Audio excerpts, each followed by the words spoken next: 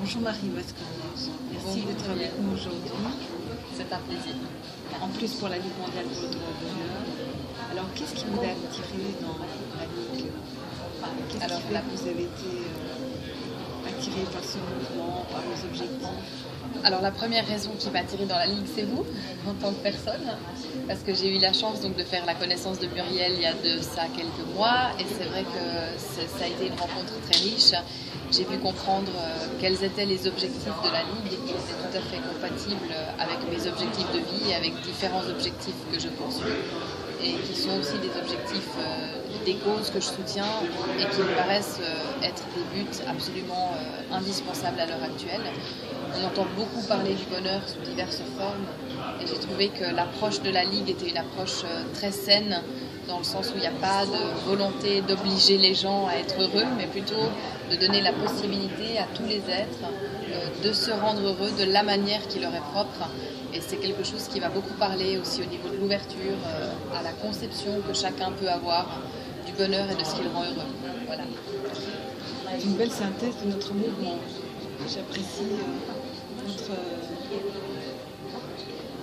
votre formulation en quelques phrases des objectifs de la Ligue mondiale. Alors, vous avez accepté de devenir ambassadrice du règne animal. Qu'est-ce que ça signifie pour vous? C'est une ambassade importante pour la Ligue. Alors, qu'est-ce que ça signifie?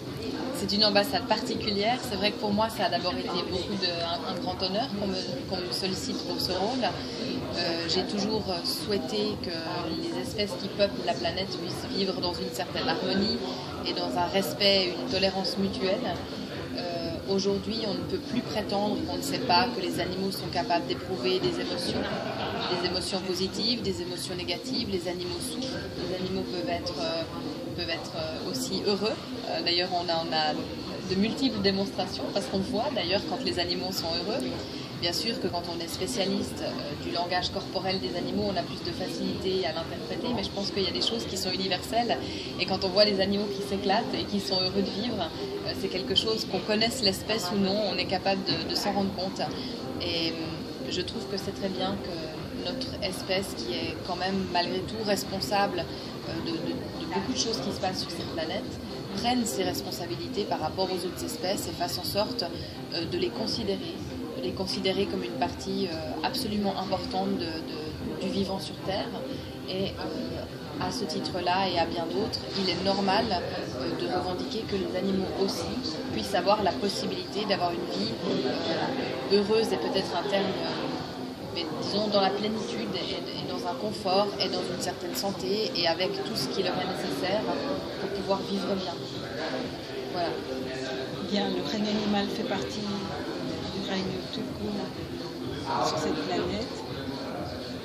Et le bonheur des animaux, vraisemblablement toutes les chairs, contribue au bonheur des êtres humains. Est-ce que ça peut être résumé de... Oui, alors oui, c'est un très bon résumé. Je pense qu'effectivement, le bonheur est contagieux.